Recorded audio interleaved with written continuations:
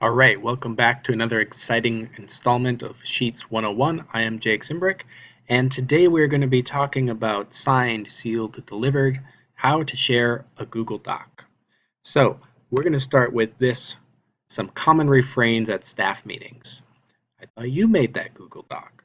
Wait, can I edit this? It won't let me edit this. Where is that file again? Who deleted our entire mission statement? Don't be that person. Know the sharing permissions and the settings of Google so that you don't run into these problems. All right. Our learning intention is going to be I can understand the various sharing permissions and explain how the folder sharing relates to document sharing. I wanted to start with this. Uh, Sharing is not just for preschoolers, and Google Drive offers us a variety of ways to share documents with collaborators so that we can edit documents together. There are two things that you need to know about sharing settings. The first one is going to be permissions, and the permissions within a document talk about what can a user do. So there are three common permissions or three options. There's the edit. If you give someone edit permissions, that means that they can edit the document. It's the most permissive, and this means that they could completely change your spreadsheet, they could rearrange things, they can change the fonts, they can rewrite things entirely. The next permission is going to be called comment. This would mean that they can view it and they could add asides or little comments within the document, but they cannot actually edit the document content by itself. Last is going to be view, and this is the least permissive, and this just allows other people to look at the document, and they can't touch any of the fine work that you've done. All right, so those are the permission settings. The other thing that we need to keep in mind when it comes to sharing is the people. In other words, who has access. We have permissions, what can people do, and who actually can look at this. And if you look at the advanced settings within our sharing, there's a whole host of options, and I have them, I just copy pasted this. So we can put it available on the public web for anyone to find. No sign-in. We can have it so that you need to have a link only. We can make it specific to people on Intermediate District 287. Okay, so this means that it would check the user's, basically the user's handle and see, are they someone who is working at ISD 287? The other option would be that we need to make it that they have a District 287 email and they have the link, or we can turn it off completely. This is something only I want to deal with. Okay, so we have the permissions and the people. Now what I want to talk about are some misconceptions. The first one is what I'm going to call the Skittle misconception. In this case, you have a handful of Skittles and you share them with everybody, which means that everybody gets a Skittle. Okay? That's not how sharing works in Google Docs. So I made this little framework to try to show that, okay, I made a Google Doc, I'm going to share it with everyone, they're going to get their own when I share it with them. That's not how it works, okay? This is not what sharing looks like in Google Docs. You do not get different documents. What sharing looks like in Google Docs is more like this picture. We're all working on the same thing together. In this case, all the arrows are pointing at a single document, and this is what sharing looks like in Google Docs, okay? So not Skittles, we're not passing them out to everybody. What we're doing is we're all working on the same thing. Okay, so that's a common misconception. Make sure you understand that because, again, if you give somebody edit access to your document, that's your document as well as theirs now. Just make sure you understand that.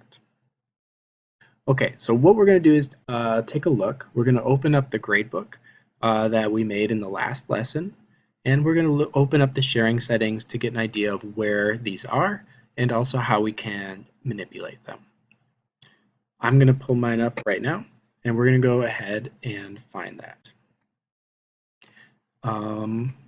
Just to review again, we should have created a folder in our Google Drive called Google Sheets Practice, or Google Sheets 101. Open that up, and we also created a document, a spreadsheet called My Gradebook, and it should be a spreadsheet. You should see the little green icon next to it. When we open that up, we have a blank canvas here of a spreadsheet. We have the title in the upper left, and then all the way on the far right, we have the share settings. And this is where we're going to be able to change the people who have access and the permissions that they have. When we click on that, it's going to give us this dialog box. Very simply, we can just put in the email addresses of people that we want to share with.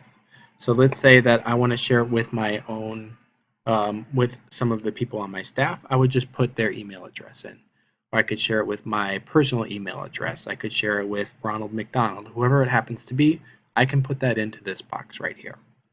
Now maybe the document that you're working with is somewhat more complex than that.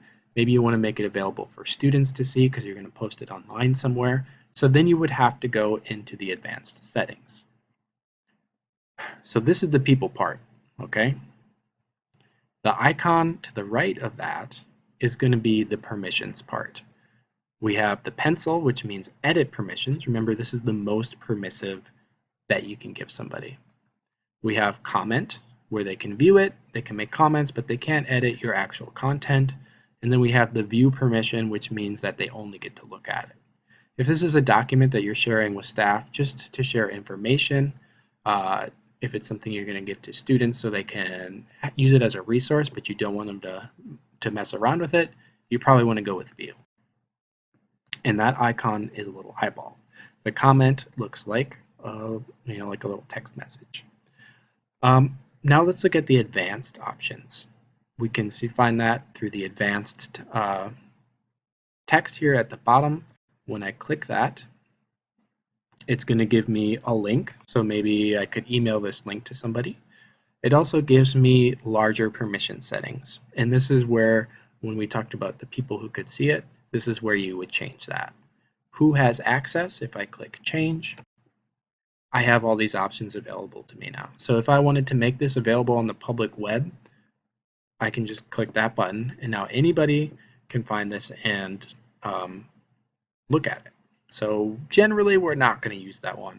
We want to keep things probably fairly private. We're usually working with student data, so keep that in mind when you're doing when you're sharing documents for sure.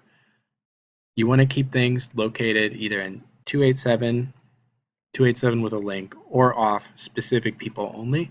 This is the one that I would try to keep it as restrictive as your needs require. I'm going to go ahead and click save. And that's just a brief overview of what the sharing settings look like. Okay, so what I wanted to do next was just do a little wrap up, and then in the next section we're going to talk about folder sharing and what folder sharing looks like in terms of how those sharing settings get inherited in the documents within them. There are different ways to share a document. Ultimately, how you share it comes down to two things. Who are the people that are going to have access to the document, and what permissions are you giving them? You should understand that we want to keep things as restrictive as our needs require. We want to keep things private, especially student data. And that ultimately is going to come down to the people who you're sharing it with. So as we wrap up this lesson, you should think, can you name the different permission settings and understand what they do? And can you name the different access levels in terms of opening up the sharing settings to the whole web versus narrowing it down to people in our district or even people just on your staff? Okay, in the next video, what we're going to do is look at folder sharing. And with that, I will say thank you for listening, and we will see you on the other side.